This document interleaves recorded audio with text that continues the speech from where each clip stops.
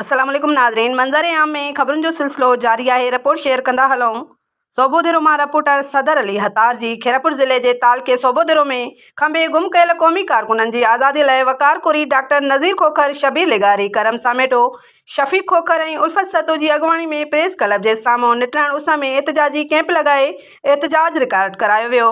उन मौक़े ते डॉक्टर नज़ीर खोखर सहाफ़ियुनि खे ॿुधायो त जेसीं ताईं खंबे गुम कयल सदाम शर, अयाज़ लतीफ़, अयूब कांदड़ो, अजब तुन्यो, आशिक सोलंकी, सजाद मंगने जो समेत 60 खां वधीक गुम थियल क़ौमी कारकुन आज़ाद न कया वेंदा तेसीं ताईं एहतिजाज जारी रहंदो। गुम कयल कारकुननि खे आज़ाद कयो या उन्हनि जे मथां को केस वग़ैरह आहे त उन्हनि खे कोर्ट में पेश कयो। ॿी सूरत में पूरी सिंध जे शहरनि में एहतिजाजी कैंपूं लॻाए सख़्तु एहतिजाज कया वेंदा।